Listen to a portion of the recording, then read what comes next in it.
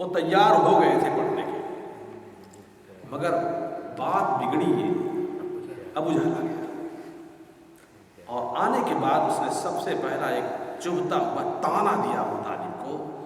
ابو طالب زندگی بھر تم جس مذہب پہ اوپر رہے، کیا موت کے وقت اس مذہب کو چھوڑ دو گے؟ تمہاری قوم تم کو کیا کہے گی؟ اس کے بعد انہوں نے کلمہ نہیں پڑھا. تو قرآن کہہ رہا ہے کہ اِنَّکَ لَا تَهْدِی مَنْ أَحْبَبْتَ، یہ رسول جس کو آپ بہت محبوب رکھتے ہیں نا، آپ اس کو ہدایت نہیں دے سکتے ہیں. وَلَٰكِنَّ اللَّهَ يَهْدِی مَن یَشَاءُ، اللہ جسے چاہتا ہے ہدایت دیتا ہے. اسی بنیاد پر پاکستان میں ایک صاحب اسماعیل چشتی گزرے ہوئے ہیں، اور اسے پاکستان میں ایک طبقہ ہے جو ابو طالب کے ایمان کا قائل ہے اور اس میں دلیلیں دیتا ہے یہ وہ دنیا بھر کی بات. سیدی اعلیٰ حضرت نے باقاعدہ اس پر رسالہ لکھا اور بڑا جامع. اعلیٰ حضرت کی تو خیر ہر تصریح بڑی جامع ہوتی ہے، اس کے صرف حوالے اگر پڑھ لیے جائیں تو آدمی کا ایمان تازہ ہو جائے ماشاءاللہ. تو صراحتاً، اور یہ خالی انہی کا نہیں ہے بلکہ ہر مفسر نے اس آیت کریمہ کی تفسیر بیان کرتے ہوئے اس واقعے کو ضرور لکھا ہے کہ آیت کریمہ ابو طالب کے حق میں اتری ہے. تو یہ بات طے شدہ ہے کہ ابو طالب ایمان نہیں لائے تھے. لیکن ایک بات ہے، بخاری کی روایت ہے، نبی کریم کسی شخص نے غار پر حضرت عباس رضی اللہ تعالیٰ عنہ ہے، بھائی ہے ابو طالب کے، حضور کے چچا ہے، وہ بھی چچا. موت کے بعد ابو طالب کو دیکھا کہ جہنم میں وہ بے قراری کے عالم میں، بے قراری کا. تو فرمایا ابو طالب کیسی گزر رہی ہے؟ تو کہا کہ مجھے اوپر سب سے کم جہنم میں عذاب ہے، وہ یہ ہے کہ مجھ کو جہنم کے آگ کے جوتے پہنائے گئے ہیں جس سے میرا دماغ کھولتا رہتا ہے. اللہ تعالیٰ کے عذاب ہے، جہنم سے بچائے، جہنم کے ہر ایک عذاب سے بچائے ہم سب، بہت خوفناک بات ہے. تو یہ بھی ثابت ہے اس سے، بخاری کی روایت ہے. سورہ عنکبوت، عنکبوت مانے مکڑی ہوتا ہے. اس میں حضرت نوح علیہ السلام کے بارے میں فرمایا گیا ہے، اور ایک آیت کریمہ خاص طور جس میں دماغ کو اپیل کرتی ہوئی ہے، الف لام میم احسب الناس ان یترکوا ان یقولوا آمنا وهم لا یفتنون ولقد فتنا الذین من قبلهم فَلَيَعْلَمَنَّ اللَّهُ الَّذِينَ صَدَقُوا وَلَيَعْلَمَنَّ الْكَاذِبِينَ. ترجمہ اس کا سنیے ذرا سا، دماغ تازہ ہو جائے. کیا لوگوں نے یہ گمان کر لیا ہے کہ صرف اتنا کہنے کی بنیاد پر کہ آمنا، ہم ایمان لائے، انہیں چھوڑ دیا جائے گا، انہیں آزمایا نہیں جائے گا؟ اتنا کہ ہم ایمان لے آئے، ہم مومن ہو گئے، تو اتنا کہنے کی بعد ان کو آزمایا نہیں جائے گا، ان کو مشکل میں نہیں ڈالا جائے گا؟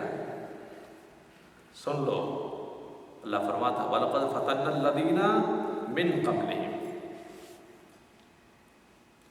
ہم نے ان لوگوں کو پہلے بھی آزمایا ہے.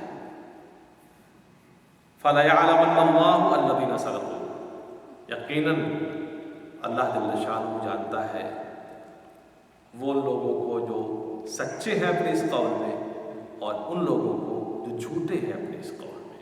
کیا مطلب؟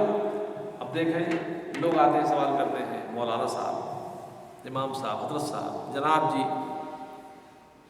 ہم مومن ہیں، مومن ہونے کے باوجود ہم کو اتنا آزمایا جا رہا ہے، یہ کیا ہے؟ یہ اسرار، یہ کیا ہے؟ یعنی ان کے یہ سادگی بہ جاتا ہے، ان کی سادگی ہے یہ، اور کچھ نہیں.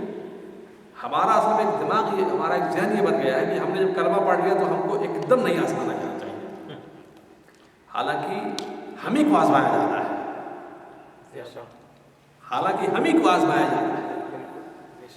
اسی لیے قرآن کہتا ہے نا کہ کیا یہ گمان کر رکھا ہے، سوچ رکھا ہے لوگوں نے کہ جب کلمہ پڑھ لیا، آمنا، ہم ایمان لے آئے، آزمائے نہیں جائیں گے؟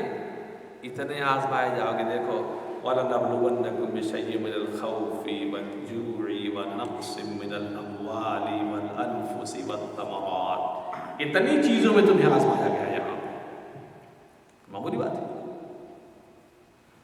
اسی میں حضرت نوح علیہ السلام کے تعلق سے وَلَقَدْ أَرْسَلْنَا نُوحًا إِلَىٰ قَوْمِهِ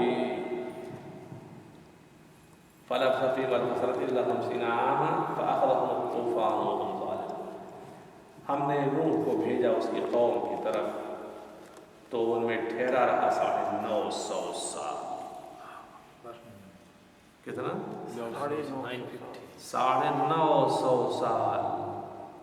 یہ 950 سال حضرت نوح علیہ السلام کی نبوت کی تبلیغ کی عمر بیان فرمائی گئی ہے۔ آپ کی عمر مبارکہ 1100 یا 1300 سال بیان فرمائی گئی ہے۔ 950 سال تو خالی وہ جو کار نبوت انجام دیا ہے لوگوں کو اس کی یہ عمر ہے۔ فَأَخَذَهُمُ الطُّوفَانُ وَهُمْ ظَالِمُونَ، 950 سال تبلیغ کرنے کے باوجود بھی ایمان نہیں لائے۔ اللہ فرماتا ہے پھر ان کو طوفان آ لیا، وہ لوگ ظالم لوگ تھے۔ اندازہ لگائیے 2 4 10 سال 20 سال کی بات ہوتی تو ایک مطلب کہ آدمی کا ذہن تھوڑا اس کو قبول کرتا ہے، لیکن یہ عجیب سی بات ہے صاحب، 1 2 سال نہیں بلکہ 950 سال اس بہکی ہوئی قوم کو بلاتے رہے۔